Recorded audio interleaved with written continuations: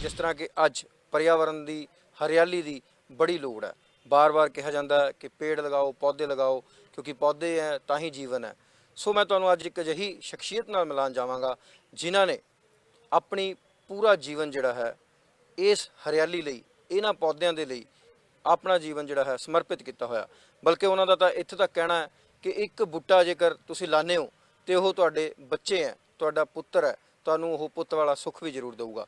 पाकिस्तान दे विच बागां वाले सरदारां दे नाम नाल मशहूर भगत सिंह जी के सपुत्र अज साडे नाल मौजूद ने, जो कि अज हिंदुस्तान के पंजाब के पटियाला दे विच भी उही रौनकां उही बाग सिरजी बैठे ने।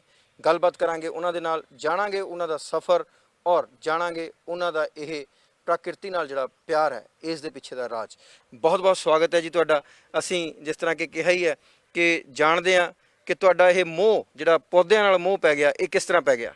गल ये है कि मैं ਚੱਕ नंबर 463 तहसील ਸਮੁੰਦਰੀ ਜ਼ਿਲ੍ਹਾ ਲਾਇਲਪੁਰ ਦਾ ਜੰਮਪਲ ਹਾਂ जी। ਮੇਰੇ ਪਿਤਾ ਜੀ ਨੂੰ ਬਾਗ ਲਾਉਣ ਦਾ ਸ਼ੌਕ ਸੀ। ਉਹਨਾਂ ਨੇ ਉੱਥੇ ਬਾਗ ਲਾਏ। ਮਾਲਟਾ ਜ਼ਿਆਦਾ ਲਾਇਆ ਜਾਂਦਾ ਸੀ ਉੱਥੇ। ਬਾਗ ਦੇ ਨਾਲ ਨਾਲ ਉਹਨਾਂ ਨੇ ਫਿਰ ਨਰਸਰੀ ਦਾ ਕੰਮ ਵੀ ਸ਼ੁਰੂ ਕੀਤਾ। ਬਹੁਤ ਵੱਡੀ ਪੈਮਾਨੇ ਉੱਤੇ ਅਸੀਂ ਨਰਸਰੀ ਚਲਾਈ ਤੇ ਬੜਾ ਨਾਮ ਖੱਟਿਆ। ਹਜ਼ਾਰਾਂ ਬੂਟੇ ਲੋਕਾਂ ਨੂੰ ਦਿੱਤੇ। फिर मैं तो चूके अगे बड़े सौखे सा, मैं उस वेले कॉलेज पढ़ता सी। जदों देश की वंड होई उस वेले मेरी उम्र 21 साल की सी। हुण इस वेले मेरी उम्र 95 साल की है। फिर असी जदों इधर आए, चलो राह दियां तकलीफां दा जिक्र तां की करना है। इत्थे आके कुतबनपुर पिंड है समाणे दे नेड़े। ਅਸੀਂ ਪਾਕਿਸਤਾਨ 'ਚ ਜਦੋਂ ਹੈਗੇ ਸੀ, ਅਸੀਂ ਮਹਾਰਾਜਾ ਯਾਦਵਿੰਦਰ ਸਿੰਘ ਹੋਰਾਂ ਨੂੰ ਉੱਥੋਂ ਬੂਟੇ ਭੇਜੇ ਸੀ ਉਸ ਵੇਲੇ। ਉਹਨਾਂ ਨੇ 500 ਕਿੱਲੇ ਬਾਗ ਬਹਾਦਰਗੜ੍ਹ ਲਾਇਆ ਸੀ। ਜਦੋਂ ਪਾਕਿਸਤਾਨ ਬਣਿਆ ਸੀ, ਜਾਈਏ ਕਿੱਥੇ, ਇੱਥੇ ਆਏ ਮਹਾਰਾਜ ਨੂੰ ਮਿਲੇ, ਉਹ ਬਹੁਤ ਖੁਸ਼ ਹੋਏ। ਅਤੇ ਇਹ ਬਾਗ ਜਿਹੜਾ ਕੁਤਬਨਪੁਰ ਰਾਈ ਦਾ ਬਾਗ ਸੀ, ਉਹਨਾਂ ਨੇ ਇਹ ਸਾਨੂੰ ਦਿੱਤਾ। ਅਸੀਂ ਉੱਥੇ ਬਹਿ ਗਏ। ਅੰਬਾਂ ਦੀਆਂ 100 ਦੇ ਕਰੀਬ ਕਿਸਮਾਂ ਸਨ ਉੱਥੇ। ਤੁਸੀਂ ਹੈਰਾਨ ਹੋਵੋਗੇ कि मैं आल इंडिया फ्रूट शो कमेटी का 11 साल मैंबर रहा, 7 साल जज रहा। मेरा एक अंब खासुल खास सारे हिंदुस्तान चो अव्वल आया, best fruit of the show. सारे हिंदुस्तान धन धन हुई। मैनू इस गल की खुशी है कि वह अंब पंडित जवाहर लाल नेहरू ने भी चुपे। फिर इत्थे आके जदों असी कुतबनपुर भी यही नर्सरी का काम शुरू किया, मैं बड़ी मेहनत की। मेरे पिता जी ने मैनू बहुत सिक्ख्या दी। 10-12 किस्म दियाँ पेमत करनियाँ आप करता रहा, हथी मालियां नू सिखाउंदा रहा। फिर महाराजा साहब दे चाचा साडे कोल बूटे लैन गए। पिंड कहंदे तुसीं इत्थे की करदे हो, चलो मैं तुहानू पटियाले थां देना। उन्होंने फिर ये थां सानू पटियाले दित्ती। उदों ये थां जिहड़ा फूलकियां लाज है, ਇਹਦੀ जगह है असी किराए ते लई, हुण भी साडे कोल किराए ते है। ये मेरे भरा सरदार जोगिंदर सिंह जिहड़े ने उदों जवान हो गए, ये फिर इत्थे आए। ये कारोबार फिर इन्हां दे सपुर्द हो गया। इन्हां ने बड़ी मेहनत की।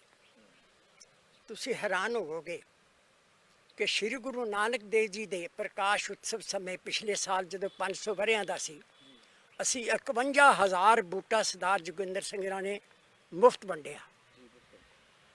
और उस दिन तो लैके हुण तक हर साल असी जदों बरसात का सीजन आता है 5,000 बूटे फ्री ऑफ कास्ट देने छां वाले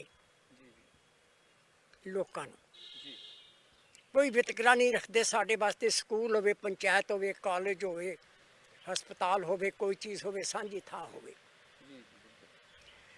जेकर असी गल कर लीए जिस तरह के बूटियां दे प्रेम की गल, तुहाडा वो बचपन तो ही, क्योंकि पिता जी पहलां बूटियां नाल प्रेम करते सी, फिर उस तरह गुड़ती मिलती है बंदे नूं, उही प्रेम तुहाडा जिहड़ा है बूटियां नाल पै गया। तो उस तो बाद प्रकृति नाल प्रेम हो जाता, क्योंकि जो बंदा इस दे विच सारा दिन रहिंदा है। मैनूं लगदा तुहाडी इस उम्र का और इस तंदुरुस्ती का राज भी जिहड़ी ये हरियाली है, क्योंकि तुसीं इस हरियाली दे विच 24 घंटे बैठते हो और मेहनत करते हो, है ना जी? बड़ी तुहाडी गल ये बड़ी वधिया है।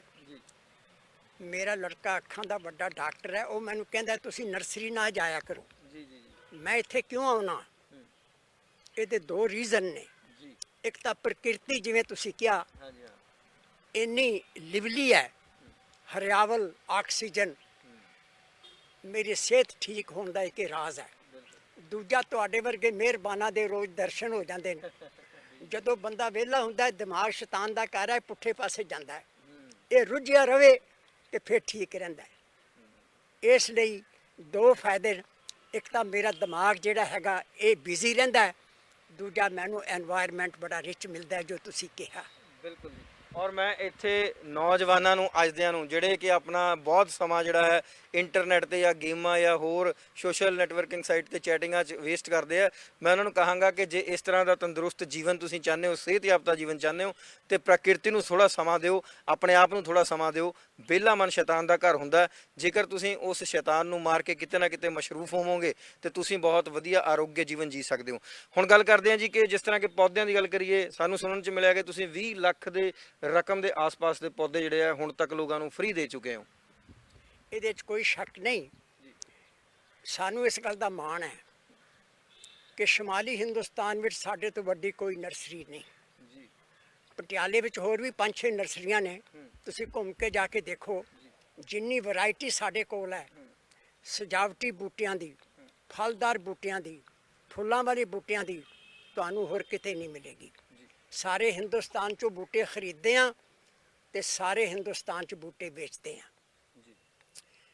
ਔਰ ਅਸੀਂ ਬਹੁਤ ਸਾਰੀਆਂ ਹੋਰ ਵੀ ਸੰਸਥਾਵਾਂ ਨੇ ਜਿਹੜੀਆਂ ਸਾਥੋਂ ਬੂਟੇ ਮੁਫਤ ਲੈ ਜਾਂਦੀਆਂ ਤੇ ਲੋਕਾਂ ਨੂੰ ਵੰਡਦੀਆਂ।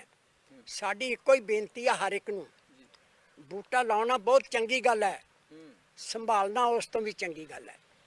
ਜੇ ਬੂਟਾ ਲਾ ਕੇ ਨਹੀਂ ਸੰਭਾਲਿਆ ਗਿਆ, ਲਾਉਣ ਦਾ ਕੋਈ ਫਾਇਦਾ ਨਹੀਂ। ਨਿਰਾ ਅਖਬਾਰਾਂ ਵਿੱਚ ਨਾ ਕਢਾਉਣਾ ਜਾਂ ਪ੍ਰਚਾਰ ਕਰਨ ਦਾ ਕੋਈ ਲਾਭ ਨਹੀਂ। ਅਸੀਂ ਲਾਭ ਤਾਂ ਇਹ ਹੈ ਕਿ ਪ੍ਰਕਿਰਤੀ ਨੂੰ ਸਾਫ ਸੁਥਰਾ ਰੱਖਣ ਲਈ ਬੂਟੇ ਲਾ ਕੇ ਬਚਾਏ ਜਾਣ ਤਾਂ ਕਿ ਲੋਕਾਂ ਨੂੰ ਲਾਭ ਹੋਵੇ। ਜੀ ਬਿਲਕੁਲ, ਇਹ ਉਸੇ ਤਰ੍ਹਾਂ ਹੋ ਜਾਂਦਾ ਜੇਕਰ ਅਸੀਂ ਸਿਰਫ ਫੋਟੋ ਦੇ ਲਈ ਜਾਂ ਵੈਸੇ ਅਸੀਂ ਸ਼ੌਂਕ ਦੇ ਲਈ ਬੂਟਾ ਲਾ ਲਈਏ, ਉਸ ਦੀ ਕੇਅਰ ਨਾ ਕਰੀਏ, ਬਲਕਿ ਫਿਰ ਤਾਂ ਇਹ ਇੱਕ ਕਤਲ ਹੋ ਗਿਆ। ਕਿਉਂਕਿ ਇੱਕ ਚੰਗੀ ਥਾਂ ਤੇ ਇਸ ਗਮਲੇ 'ਚ ਲੱਗਿਆ ਹੋਇਆ ਬੂਟਾ ਪੱਟ ਕੇ ਅਸੀਂ ਕਿਤੇ ਲੈ ਗਏ, ਉਸ ਨੂੰ ਲਗਾ ਦਿੱਤਾ ਤੇ ਮੁੜ ਕੇ ਅਸੀਂ ਉਹਦੀ ਸੇਵਾ ਨਾ ਕਰ ਸਕੇ, ਤੇ ਫਿਰ ਇਹ ਤਾਂ ਇਹ ਗਲਤ ਗੱਲ ਹੋ ਗਈ। ਸੋ ਮੈਂ ਤਾਂ ਇਸ ਨੂੰ ਇੱਕ ਕਤਲ ਹੀ ਕਹਾਂਗਾ ਵੀ ਜੇਕਰ ਤੁਸੀਂ ਉਸ ਬੂਟੇ ਦੀ ਸੰਭਾਲ ਨਹੀਂ ਕਰ ਸਕਦੇ ਤਾਂ ਉਸ ਨੂੰ ਉਸ ਗਮਲੇ ਦੇ ਵਿੱਚ ਜਾਂ ਜਿਸ ਥਾਂ ਦੇ ਉੱਤੇ ਉਹ ਲੱਗਿਆ ਹੋਇਆ ਉੱਥੇ ਹੀ ਰਹਿਣ ਦਿਓ। ਘੱਟੋ ਘੱਟ ਕੋਈ ਤਾਂ ਉਸ ਦੀ ਸੁਰੱਖਿਆ, ਸੇਵਾ ਔਰ ਸੰਭਾਲ ਕਰ ਰਿਹਾ।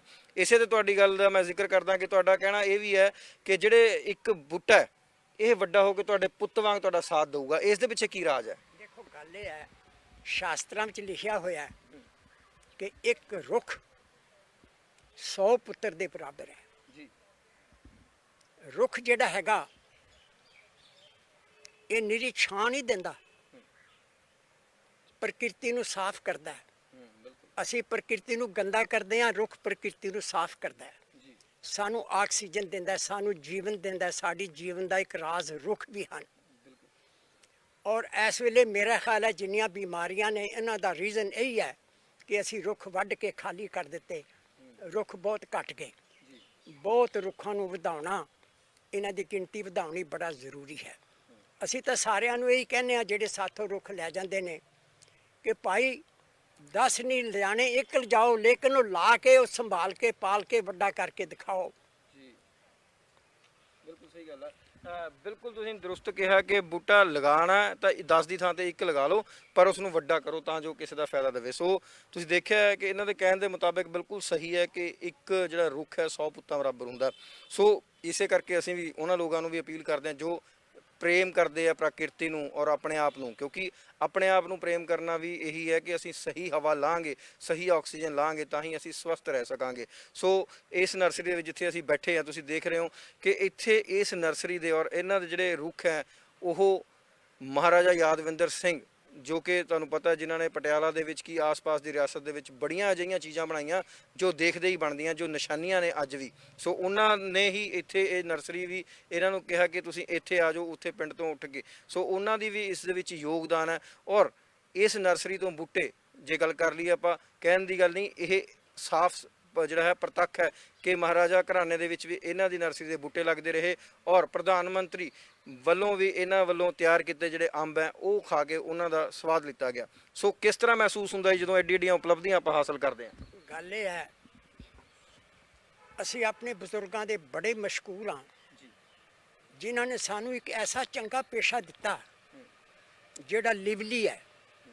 ਨਾ ਤਾਂ ਇਹਦੇ ਵਿੱਚ ਕੁਝ ਗੰਦਾ ਹੁੰਦਾ, ਹੱਥ ਪੈਰ ਕੱਪੜੇ, ਨਾ ਇਹਦੇ ਵਿੱਚ ਮਨ, ਦੋਵਾਂ ਚੀਜ਼ਾਂ ਦੀ ਸਫਾਈ ਹੁੰਦੀ ਹੈ। ਤੋ ਮੈਂ ਸਮਝਣਾ ਇਹ ਸੇਵਾ ਵੀ ਇੱਕ ਤਰ੍ਹਾਂ ਦੀ ਤਪੱਸਿਆ ਹੈ, ਇੱਕ ਸਾਧਨਾ ਹੈ ਸਮਾਜ ਨੂੰ ਚੰਗਾ ਬਣਾਉਣ ਲਈ, ਸਮਾਜ ਨੂੰ ਪਾਕ ਪਵਿੱਤਰ ਸੁਥਰਾ ਬਣਾਉਣ ਲਈ। ਔਰ ਅਸੀਂ ਇਹਦੇ ਭਾਈਵਾਲ ਹਾਂ, ਸਾਨੂੰ ਇਸ ਤੇ ਮਾਣ ਵੀ ਹੈ ਤੇ ਸਾਨੂੰ ਖੁਸ਼ੀ ਵੀ ਹੈ। ਇੱਥੇ ਮੇਰੇ ਮਨ ਦੇ ਵਿੱਚ ਇੱਕ ਸਵਾਲ ਹੋਰ ਆਉਂਦਾ, ਜਿਸ ਤਰ੍ਹਾਂ ਕਿ ਜਦੋਂ ਦੇਸ਼ ਦੀ ਵੰਡ ਹੁੰਦੀ ਹੈ ਬੜਾ ਦਰਦਨਾਕ ਉਹ ਸਮਾਂ ਸੀਗਾ, ਪਰ ਉਦੋਂ ਜਿਹੜੇ ਲੋਕ ਆਏ ਉਹਨਾਂ ਨੂੰ ਗਵਰਨਮੈਂਟ ਨੇ ਵੀ ਮਦਦ ਕੀਤੀ, ਸਰਕਾਰੀ ਨੌਕਰੀਆਂ ਮਿਲੀਆਂ ਔਰ ਤੁਸੀਂ ਵੀ ਮਾਸ਼ਾਅੱਲਾ ਬੜੀ ਅੱਛੀ ਤੁਹਾਡੀ ਹਾਇਰ ਐਜੂਕੇਸ਼ਨ ਸੀ, ਉਸ ਵਕਤ ਤੁਸੀਂ ਕਾਲਜ ਦੇ ਵਿੱਚ ਸੀਗੇ। ਫਿਰ ਤੁਸੀਂ ਉਹ ਨੌਕਰੀਆਂ ਨਾ ਕਰਦੇ ਹੋਏ ਬਲਕਿ ਆਪਣੇ ਜਿਹੜਾ ਪੁਰਖਾਂ ਦਾ ਕੰਮ ਸੀਗਾ ਜਾਂ ਫਿਰ ਇਹ ਕੰਮ ਸੀਗਾ, ਇਹ ਸਿਰਫ ਇਸ ਲਈ ਕੀਤਾ ਕਿ ਪ੍ਰਕਿਰਤੀ ਨਾਲ ਜੁੜੇ ਹੋਏ ਸੀ ਜਾਂ ਫਿਰ ਕੋਈ ਹੋਰ ਵਜ੍ਹਾ ਸੀ? ਵੇਖੋ ਗੱਲ ਇਹ ਹੈ, ਜਿਹੜੀ ਭੁੱਖ ਹੈ ਨਾ ਇਹ ਬੰਦੇ ਕੋਲ ਕਈ ਕਾਰਜ ਕਰਾਉਂਦੀ ਹੈ। ਪਾਕਿਸਤਾਨ ਦੇ ਜਦੋਂ ਬਣਿਆ ਇਸ ਤੋਂ ਪਹਿਲਾਂ ਅਸੀਂ ਬਹੁਤ ਸੌਖੇ ਸੀ। ਜਦੋਂ ਦੇਸ਼ ਦੀ ਵੰਡ ਹੋਈ ਅਸੀਂ ਇੱਧਰ ਆਏ, ਸਭ ਤੋਂ ਪਹਿਲਾ ਫਿਕਰ ਸਾਨੂੰ ਆਪਣੀ ਰੋਟੀ ਦਾ ਲੱਗਾ। ਮੈਂ ਸਾਰੇ ਘਰ ਚੋਂ ਵੱਡਾ ਸੀ ਤੇ ਮੈਨੂੰ ਆਪਣੇ ਖਾਨਦਾਨ ਤੇ ਪਿਤਾ ਜੀ ਦੀ ਮਦਦ ਕਰਨੀ ਜ਼ਰੂਰੀ ਸੀ। ਤੇ ਜਦੋਂ ਸਾਨੂੰ ਕੁਤਬਨਪੁਰ ਬਾਗ ਜਿਹੜਾ ਜ਼ਿਕਰ ਮੈਂ ਕੀਤਾ ਤੁਹਾਨੂੰ ਅਲਾਟ ਹੋਇਆ, ਉਹਨਾਂ ਨੇ ਮੈਨੂੰ ਇੱਥੇ ਬਿਠਾਇਆ। ਉਦੋਂ ਕਿਸੇ ਨੇ ਬੂਟਾ ਬਣਾਉਣਾ ਨਹੀਂ ਸੀ ਆਉਂਦਾ ਤੇ ਕੁਤਬਨਪੁਰ 'ਚ ਅਸੀਂ ਜਦੋਂ ਬੂਟੇ ਬਣਾਏ, ਦੂਰ ਨੇੜੇ ਅਸੀਂ ਸਭ ਮਸ਼ਹੂਰ ਹੋ ਗਏ ਵੀ ਜੇ ਚੰਗਾ ਬੂਟਾ ਲੈਣਾ ਤਾਂ ਕੁਤਬਨਪੁਰ ਜਾਓ, ਕੁਤਬਨਪੁਰ ਨਰਸਰੀ ਤੋਂ ਚੰਗਾ ਬੂਟਾ ਲੱਭੇਗਾ। ਔਰ ਮੈਨੂੰ ਬੜੀ ਖੁਸ਼ੀ ਹੈ ਇਸ ਗੱਲ ਦੀ, ਬੜਾ ਮਾਣ ਵੀ ਹੈ ਕਿ ਅਸੀਂ ਹਮੇਸ਼ਾ ਹੀ ਇਸ ਕੋਸ਼ਿਸ਼ ਤੇ ਰਹੇ ਹਾਂ ਕਿ ਚੰਗਾ ਬੂਟਾ ਨਹੀਂ ਹੈਗਾ ਤੇ ਨਾ ਦਿਓ, ਲੇਕਿਨ ਸਹੀ ਕਿਸਮ ਦਿਓ, ਕਿਸੇ ਨੂੰ ਕਿਸੇ ਨਾਲ ਧੋਖਾ ਨਾ ਕਰੋ।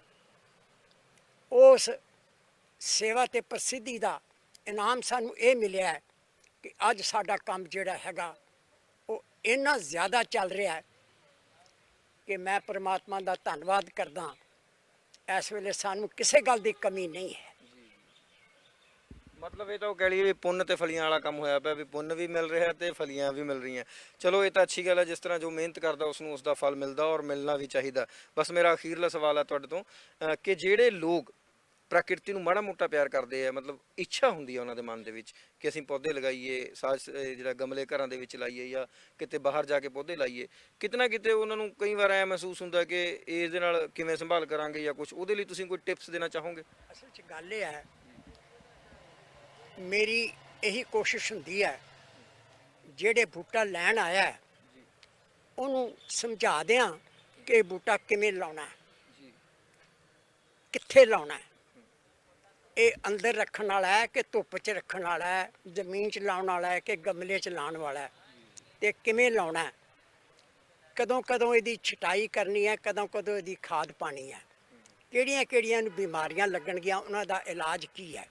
ਸਾਡੀ ਕੋਸ਼ਿਸ਼ ਇਹ ਹੁੰਦੀ ਹੈ ਕਿ ਜਿਹੜਾ ਬੰਦਾ ਪੈਸੇ ਖਰਚ ਕੇ ਸਾਥੋਂ ਬੂਟੇ ਲਗਿਆ ਹੈ ਉਹਦਾ ਫਲ ਪੂਰਾ ਉਹਨੂੰ ਮਿਲੇ, ਜਿਸ ਕਾਰਨ ਮੈਨੂੰ ਖੁਸ਼ੀ ਹੈ ਕਿ ਜਿਹੜਾ ਇੱਕ ਵਾਰੀ ਸਾਥੋਂ ਬੂਟੇ ਲੈ ਗਿਆ ਉਹ ਫਿਰ ਹੋਰ ਨਹੀਂ ਕਿਰੇ ਜਾਂਦਾ, ਉਹ ਮੁੜ ਕੇ ਸਾਡੇ ਕੋਲ ਹੀ ਜਾਂਦਾ ਹੈ, ਕਿਉਂਕਿ ਉਹ ਬੂਟੇ ਅੱਛਾ ਫਲ ਦਿੰਦੇ ਨੇ, ਉਹਨਾਂ ਦਾ ਰਿਜ਼ਲਟ ਇੰਨਾ ਅੱਛਾ ਹੁੰਦਾ ਹੈ। ਜਦੋਂ ਲੋਕੀ ਆ ਕੇ ਤਾਰੀਫ ਕਰਦੇ ਨੇ ਸਾਡਾ ਸਿਰ ਉੱਚਾ ਹੁੰਦਾ, ਸਾਨੂੰ ਬੜੀ ਖੁਸ਼ੀ ਹੁੰਦੀ। ਬਿਲਕੁਲ ਮਾਣ ਵਾਲੀ ਗੱਲ ਹੈ ਕਿ ਕੋਈ ਕਿਸੇ ਦੀ ਤਾਰੀਫ ਕਰੇ ਤੇ ਬੰਦੇ ਨੂੰ ਪ੍ਰਾਊਡ ਮਹਿਸੂਸ ਹੁੰਦਾ, ਜਿਸ ਤਰ੍ਹਾਂ ਮਾਣ ਮਹਿਸੂਸ ਹੁੰਦਾ। ਬਸ ਅਖੀਰ ਦੇ ਵਿੱਚ ਕਿ ਇਨਸਾਨ ਨੂੰ ਰੁੱਖ ਕਿਉਂ ਲਗਾਉਣੇ ਚਾਹੀਦੇ ਆ? ਗੱਲ ਇਹ ਹੈ, ਜਿਵੇਂ ਮੈਂ ਤੁਹਾਨੂੰ ਪਹਿਲਾਂ ਅਰਜ਼ ਕੀਤਾ ਹੈ ਕਿ ਰੁੱਖ ਜੋ ਹਨ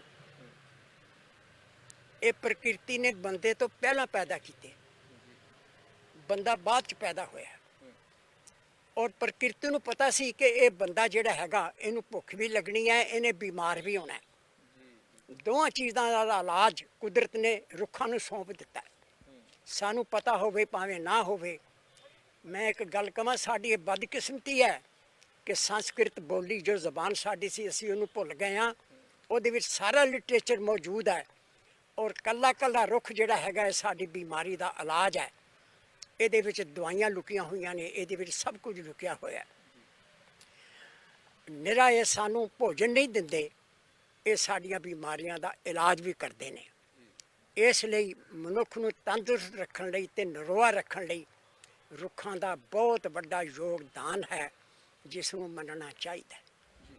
ਬਹੁਤ ਬਹੁਤ ਸ਼ੁਕਰੀਆ ਜੀ। ਸੋ ਤੁਸੀਂ ਦੇਖਿਆ ਕਿ ਪਾਕਿਸਤਾਨ ਤੋਂ ਲੈ ਕੇ ਹਿੰਦੁਸਤਾਨ ਤੱਕ ਮੱਲਾਂ ਮਾਰੀਆਂ ਔਰ ਨਾਮਨਾ ਖੱਟਿਆ, ਰਾਜੇ ਮਹਾਰਾਜਿਆਂ ਤੱਕ ਇਸ ਨਰਸਰੀ ਦੇ ਬੂਟੇ ਜਾਂਦੇ ਆ ਔਰ ਪ੍ਰਾਈਮ ਮਿਨਿਸਟਰ ਤੱਕ ਜਿਹੜੇ ਹੈ ਇੱਥੇ ਦੇ ਬਣੇ ਹੋਏ ਕਿਸਮਾਂ ਦੇ ਅੰਬ ਜਿਹੜੇ ਹੈ ਉਹਦਾ ਸਵਾਦ ਲੈਂਦੇ ਆ। ਸੋ ਇਹ ਬਹੁਤ ਵੱਡੀ ਮਾਣ ਦੀ ਗੱਲ ਹੈ ਪਟਿਆਲਾ ਵਾਸੀਆਂ ਲਈ ਵੀ। ਇਹ ਜਿਹੜੀ ਹੈ ਨਰਸਰੀ ਹੈ ਇਸ ਪਟਿਆਲਾ ਸ਼ਹਿਰ ਦੇ ਵਿੱਚ ਹੈ ਔਰ ਵੱਡੀ ਮਾਣ ਵਾਲੀ ਗੱਲ ਹੈ। ਤੁਸੀਂ ਦੇਖ ਰਹੇ ਹੋ ਸਾਡੇ ਨਾਲ ਮੌਜੂਦ ਨੇ 95 ਸਾਲ ਦੇ ਨੌਜਵਾਨ ਹੀ ਕਹਾਂਗਾ ਕਿਉਂਕਿ ਇਹ ਹੌਸਲੇ ਤੋਂ ਨੌਜਵਾਨ ਨੇ।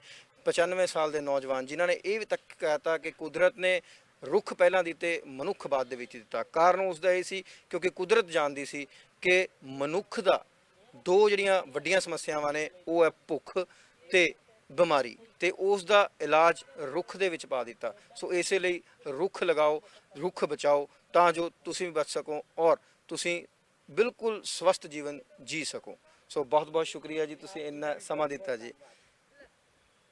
ਸੋ ਤੁਸੀਂ ਇਸ ਵਕਤ ਅਸੀਂ ਮੁਲਾਕਾਤ ਕਰ ਰਹੇ ਸਨ ਉਸ ਉੱਘੀ ਸ਼ਖਸੀਅਤ ਨਾਲ ਜਿਨ੍ਹਾਂ ਨੇ ਆਪਣੇ ਜੀਵਨ ਨੂੰ ਇਸ ਹਰਿਆਲੀ ਲਈ, ਇਹਨਾਂ ਬੂਟਿਆਂ ਲਈ ਜਿਹੜਾ ਹੈ ਸਮਰਪਿਤ ਕੀਤਾ ਹੋਇਆ, ਚਾਹੇ ਉਹ ਪੈਸੇ ਵੱਲੋਂ ਹੋਵੇ, ਚਾਹੇ ਮਿਹਨਤ ਵੱਲੋਂ ਹੋਵੇ, ਚਾਹੇ ਟਾਈਮ ਵੱਲੋਂ ਹੋਵੇ। ਇਹਨਾਂ ਨੇ ਇੱਕ ਪਾਸੇ ਵੀ ਸੰਕੋਚ ਨਹੀਂ ਕੀਤਾ। ਬਿਨਾਂ ਕਿਸੇ ਭੇਦਭਾਵ ਤੋਂ ਇਹਨਾਂ ਵੱਲੋਂ ਬੂਟੇ ਵੰਡੇ ਜਾਂਦੇ ਆ ਤਾਂ ਜੋ ਲੋਕ ਆਪਣੇ ਘਰਾਂ ਦੇ ਵਿੱਚ, ਆਪਣੇ ਏਰੀਆਜ਼ ਦੇ ਵਿੱਚ, ਸਾਂਝੀਆਂ ਥਾਵਾਂ ਦੇ ਉੱਤੇ ਜਿਸ ਤਰ੍ਹਾਂ ਕਿ ਹਸਪਤਾਲ, ਸਕੂਲ, ਡਿਸਪੈਂਸਰੀ, ਪੰਚਾਇਤ, ਗਾਉਂ, ਪਿੰਡ, ਸੜਕ ਦੇ ਕਿਨਾਰੇ ਐਸੇ ਥਾਵਾਂ ਤੇ ਜਿਹੜੇ ਬੂਟੇ ਲਗਾ ਕੇ ਲੋਕਾਂ ਦੀ ਮਦਦ ਕੀਤੀ ਜਾ ਸਕੇ। ਕੈਮਰਾਮੈਨ ਲਵੀਸ਼ ਦੇ ਨਾਲ ਅਨੁਰਾਗ ਸ਼ਰਮਾ, ਪਟਿਆਲਾ ਤੋਂ। ਦੋਸਤੋ, ਜਿਸ ਤਰ੍ਹਾਂ ਕਿ ਅੱਜ